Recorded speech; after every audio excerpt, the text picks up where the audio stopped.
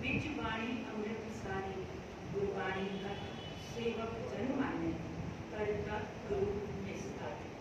ये शब्द गुरु तो पांच सिद्ध लेके जीवन विश्वास सकीए ये अरदासां जोड़ियां गुरु चरणा छापा रोज करनिया ने धन धन श्री गुरु ग्रंथ साहिब जी की अमृतमय बाणी विचों सुखमनी साहिब जी की पावन बाणी की विचार व्याख्या करने का दीवाना जी आपका जतन कर रहे हैं। इस आस के विश्वास के नाल कि सतगुरु आप रहमत करके आप कृपा करके ये पावन बाणी साडे हृदय ग्रंथ चो सौ जिसके नाल कि साडा जीवन मनुष्य का जीवन जो है वो सफल हो सके। गुरु पातशाह जो 16वीं अष्टपदी है उसकी चौथी पौड़ी के अंदर गुरु पातशाह कुर्बान करते हैं नाना रूप नाना जाके रंग नाना पेट करे रंग नाना विकीनो विस्तार प्रभ अविनाशी एक ओंकार नाना जगत करे किमाही पूर्ण रहो पूर्ण सत्ताई नाना विद कर बंध बनाई अपनी कीमत आपे पाई सब कट तिसके ठाव जब जब जीवे नानक हरि नाम सब कट तिसके ठाव जब जब जीवे नानक हरि नाम। गुरु पातशाह फरमान करते हैं नाना रूप नाना जाके नाना के कई प्रकार के अनेक ही तरह के उस वाहिगुरु के अनेक रंग हैं अनेक रूप हैं पर इन्हां अनेकों रूपों विच भी वो एक ही है। नाना रूप नाना जाके रंग नाना पेख करे रंग अनेकों पेखा विच होंदे हुए भी वो परमात्मा एक है। इस आस विच ये निर्गुण का सरगुण पसारा है जदों उसकी मौज में आती है वो एक तो अनेक हो जाता है फिर अनेक तो एक हो जाता है। सहजता नैन ना नैन है तो जो सारे जिन्ना भी जिन्ने भी शरीर जिन्नी भी रचना जिन्नी भी कैनात सृष्टि सिरजना देख रहे हैं उस सारे विच वो आप मौजूद है तारे उसके नाना प्रकार के रंग हैं पर सासने जो सारा ही उसके विच विलीन हो जाना है तो फिर सासने जो कोई रूप भी है वो एक भी है अनेक भी है उसकी मर्जी है वो किस तरह के कौतक करके किस तरह के रंग जोज तमाशे करता है। नाना रूप नाना जाति रंग नाना पेट करे रंग नाना विध कीनो विस्तार नाना पाव अनेक तरह उसने सृजना जो सृजी है रचना जो रची है वो भी अनेक प्रकार की है। उसकी एक आवाज तो कितना पसारा हो गया कि उसके एक हुक्म तो सब कुछ लय भी हो जाना है सब कुछ विलीन भी हो जाना है।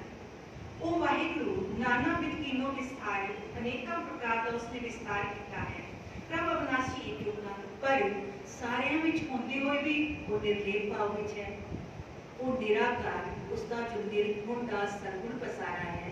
इस सास में सारियां विच होंदे हुए भी वो सब विच है इसलिए उसका सरगुण रूप है। ते जदों वो अपने आप को इन्हां सारियां दे विच होंदे हुए भी वखरा रखता है निर्लेप भाव में रखता है तो वो उसका निर्गुण पसारा। गुरु पातशाह फरमान करते हैं नाना विध कीनो विस्तार प्रभ अविनाशी एक ओंकार वो अविनाशी है क्योंकि बाकी जी उसकी रचना है रची बेशक उसने है पंज तत्तां दे शरीर में जो भी आया है उसने अखीर पंज तत्तां में एक हो जाना है पर वो वाहिगुरु आप अविनाशी है जो जिसका कभी भी नाश नहीं हो सकता जो अटल है जो सदा कायम रहने वाला है। बाकी सारी उसकी रचना उसने सृजी भी है उसने भोग भी लेने हैं भाव उसको समेट भी लेना है। तो गुरु पातशाह फरमाते हैं कि वो परमात्मा एक ओंकार है एक रूप विच है नाना जगत करे खिमाए वो अनेका जोज एक पल विच करता है। जिवें आप कल विचार कर से एक अख दे पलक दे झपकन विच भी जितना समा नहीं होता उतने विच पता नहीं वो की दा की कर देता है। अचनचेत जो भूचाल आ जाते हैं अचनचेत जो एकदम साफ सुथरा मौसम है फिर पता नहीं कि ओले बरसन लग पए उसकी कोतका का कोई भेद नहीं पा सकता। इतनी कुछ रचना हुई पई है कदों उसने एक पल दे विच उसको तहस नहस कर देना है कदों उसने रच देना है ये उस कोतक खार दे अपने कोतक ने उसके जो तमाशे ने जिसको कोई नहीं जान सकता। गुरु कृपा के समझ आती कि समझ कर ये समझा कुछ भी नहीं समझा जान कर ये जाना कुछ भी नहीं जाना कि समझ के ये समझ आए कि भी सानू कुछ भी समझ नहीं है जान के ये जाना कि असी बिल्कुल अनजान हाँ अज्ञानी हाँ। गुरभाषा प्रमाण करते हैं, नाना जग करे खिन माहे, पूर्ण रहो पूर्ण सठाए, ओ पूर्ण परमात्मा वाहिगुरु अकाल पुरख, ओ सारियां थावां ते आप मौजूद है। पूर्ण रहो सब ठाए, ठाए क्या स्थान, कोई भी कण, कोई भी जरा, कोई भी जगह ऐसी नहीं जिस विच ओ वाहिगुरु आप मौजूद ना होवे। पूर्ण रहो पूर्ण सब ठाई, नाना विध कर बंध बनाई, उसने अनेक तरह के चोर तमाशे करके ये रचना अनेक तरह नाल सिरजना की है।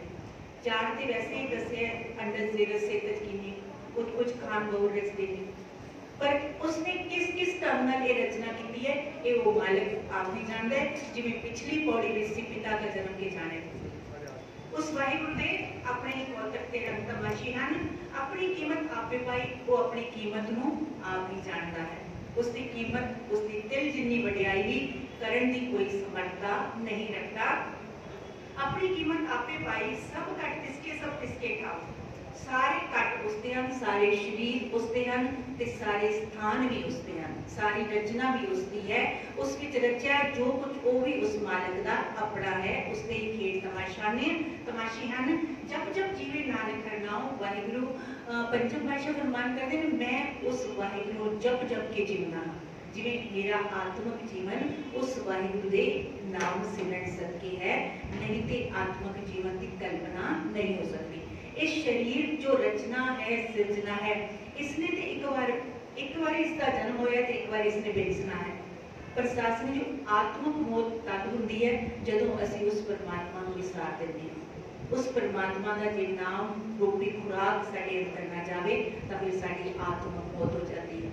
एक जिवें सासने एक बार एक किसान हल वारिया सी ते ओहदे कोलों एक सोने की अशर्फी मिल गई, बड़ा प्रसन्न होया, बड़ा खुश होया ते कहंदे गरीब भी सी बेचारा, कहंदे मैं फटाफट घर जावां, घरदियां नूं विखावांगा सोने दी अशर्फी मिली है। घर वाले बड़े प्रसन्न होंगे, बड़े खुश होंगे। हुण जिवें ही तेजी दे नाल जा रहे घर ते हल उत्थे छड्ड दिंदा है ते जिवें जा रहे तां उन्हां उसनूं जिन्हां नूं ओह गुरु मनदा सी ओह उसनूं नज़र आंदे रस्ते विच। हुण सोचदा है भी जे इह मिल गए ते रब ना करे जी इन्हां ने मेरे कोल अशर्फी मंग लई तां मैनूं देनी पवेगी। हुण मैं इंज करना, मैं थोड़ा साइड तो होके निकल जाना, इन्हां दी निगाह ही ना पवे मेरे ते, थोड़ा साइड ते होके निकलण लगदा, फिर वो दिखाई दे जांदे। फिर सोचदा भी थोड़ा होर साइड ते होवां, होर साइड तो होके निकलण की कोशिश करता है, उत्थे भी वो दिखाई दे रहे। हुण वो परिपूर्ण परमात्मा भी हर जगह उसका बसारा है, वो वेख रहा है। सतगुर जागता है देव, सतगुर भी सानू वेख रहा है। हुण सानू असीं सोचदे हां जदों सानू मतलब होवे उदों तां असीं बड़ा प्यार दे नाल उसदे नाल व्यवहार रखना चाहुंदे हां, नहीं ते फिर थोड़ा पासे होण दी कोशिश करदे हां। जदों आपां नॉर्मल अरदास कर रहे होंदे हां उस विच ते जदों असां औखी घड़ी विच होंदे हां उस अरदास विच भी जमीन आसमान दा अंतर आ जाता है। तदों कदों भिज के बड़ा जुड़ के करदे हां वाहिगुरू तेरे सिवा कोई नहीं है साडा। पर जदों अपनी मौजा विच होंदे हां, अपने मस्त अपने घर गृहस्थी दे उस विच होंदे हां, उस वेले ठीक है जी पाठ कीता है जी अरदास कर ली जी, उसते विच भी बड़ा जमीन आसमान दा फर्क है। क्योंकि दुख दारू सुख रोग वया जा सुखदा उपर, दुखां विच ओ रब चेते आता है ते सुख विच ओ परमात्मा सानू विसर जाता है। हुण सासंग जी वो साइड तो होके निकलण लगदा है, फिर सोचदा भी एक गुरु ने अज मेरा खैरा नहीं छड्डना, चल मैं मिलदा, मुट्ठी विचों कस के बंद कर लैंदा उहनूं ते कहंदा भी छेती जी जान छुड़ा के कोई बहाना ला के निकल जावांगा। हुण कहंदे जिवें कोल जांदा है नमस्कार करता है ते वो कहंदे भी तू कित्थे सी, इन्ने दिन मिलिया ही नहीं, आया भी नहीं, तू सत्संग विच बड़ा टाइम हो गया था। कहंदे बस अपने रुझेवे तुहानूं पता ही है ते कहंदे कि मैं तैनूं बड़े दिन तो उड़ीक रिहा सी, कहंदे तुहानूं मेरे नाल की काम सी, कहंदे तैनूं कुछ देना है। जिवें भी बंदे नूं पता लगे भी इसने मैनूं कुछ देना है, फिर सोचते फिर उसको समा भी है, सब कुछ है, फिर कहते जो कुछ देना फिर छेती दे दो। कहते इत्थे नहीं, थोड़ी दूर चलना पड़ेगा। वो किसान कहते जी चलो फिर देरी कादी है, हुण ना वो मुट्ठी कसी जा रहे अपनी भी इस ते निगाह ना पै जावे किधरे ये मैथों ना मंग लैण। हुण जदों गुरु उहनूं नाल लेके चलदा है ते कहते किन्नी दूर चलना है, कहते थोड़ी दूर होर है, फिर थोड़ी दूर होर चले जाते, फिर कहते होर किन्नी दूर जाना है ते हुण सो कहते ने बस हुण ते बिल्कुल नेड़े ही है।